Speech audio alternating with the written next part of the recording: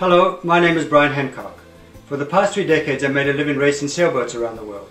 The lessons learned out on the open ocean under some of the most harsh and demanding circumstances are lessons that have served me well in my daily life.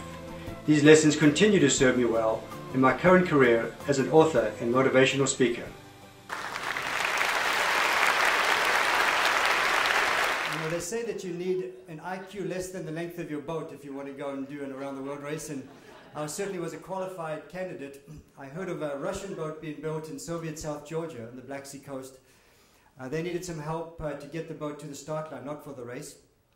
And I signed on to help them, but like anything in the Soviet Union in the late 80s, it was behind schedule. And they ended up by sticking it in a jumbo jet and flying it to England, trucking it down to Southampton, which effectively put me out of the picture until 48 hours before the race started.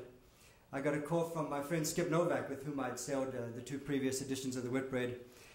Living on Cape Cod at the time, Skip called me up and he said, well, what are you doing for the next few months? And my wife was away at a trade show in New York, so I left a note on the fridge and took off to England and took a bus down to Southampton and arrived in Southampton and took one look at this 85-foot Russian-designed, Russian-built boat. The Russians were bolting bits of deck hardware down. It just looked not a place for me, so I went straight to the beer tent and drank to the early hours of the morning and arrived at the dock early in the morning, hungover and jet lagged, and looking at this thing. The Russians were still bolting bits of deck hardware down, and as we cast off, Skip said to me, there's something I probably should have told you before we left the dock. We noticed after we left the dock he mentioned this. He said, none of these Russians have ever been offshore before, none of them have been on a boat bigger than 30 feet, and none of them speak a word of English. So there was me. He obviously invited me for someone to talk to, some company. There was me and Skip and 16 Soviets headed for Uruguay, some 7,500 miles away. The London bookies had given us 100-to-1 odds we wouldn't make the start line, let alone the finish line. So we at least proved them wrong by crossing the start line with everything up, spinnaker up. You know you're in trouble when you see a guy on a boat spin the winch to see which way to put the line around before he puts the line around. Right? The Russians were spinning winches to decide which line to put where. We got it up, crossed the finish line in second place. The highlight of the whole circumnavigation was that. It was about a minute after the start, and it was downhill thereafter. As we sailed out across the English Channel down into the Bay of Biscay and arrived at the southern end of the Bay of Biscay a couple of days later with the spinnaker still up, not knowing the Russian word for spinnaker, takedown, or jibe. So we just left it up and hoped for the best. And of course, it wasn't a good sailing strategy, and the rest of the fleet jibed out into the Atlantic, and we were left becalmed off the coast of Portugal. 15th out of 15 boats where we languished for the next couple of weeks until we got down to the equator.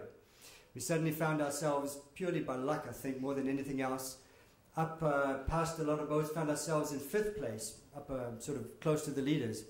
And this was pretty good news for us because we were no longer last. So we placed a single sideband call to our race headquarters in Moscow. And we said, this was long before the days of email and satellite tracking. We said to them, we've got some good news for you, we're no longer last, we're in 5th. And they came back and they said, yeah, good news. Makes no difference, so Russian press has been reporting in 1st place since the race started anyway.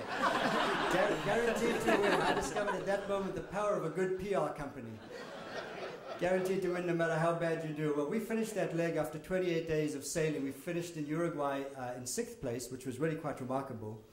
And to give you an idea of how the Whitbread has changed from an out-and-out adventure to a real serious race, by 1989, when I sailed with the Russians, it was a serious round-the-world race, sailed by professional sailors with big sponsor budgets.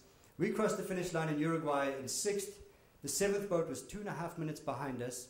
The 8th boat was 8 minutes, and the 9th boat was 19 minutes behind us. Very close racing. So the Whitbread has evolved. It's now the Volvo Ocean Race.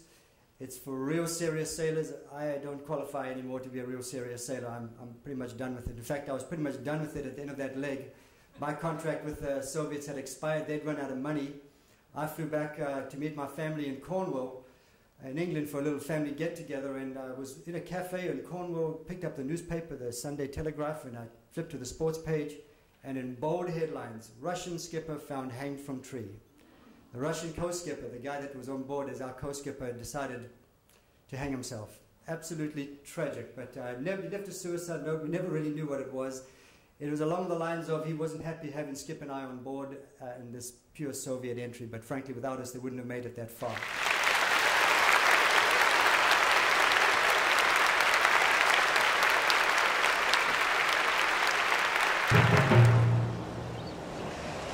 You are on a fast boat, alone.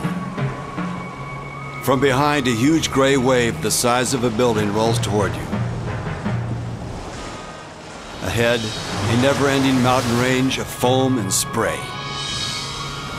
You're flying now, 20 knots or so, and the boat generates a wide white wake. But these waves are faster and soon catch up.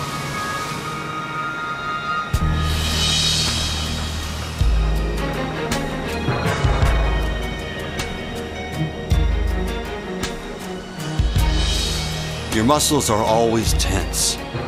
You always have your hand on something. You are part of this boat.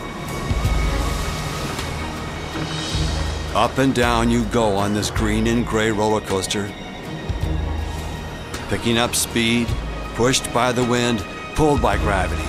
25 knots, 30 knots. As you slide down a big wave, you brace for the impact because it can knock the wind out of you.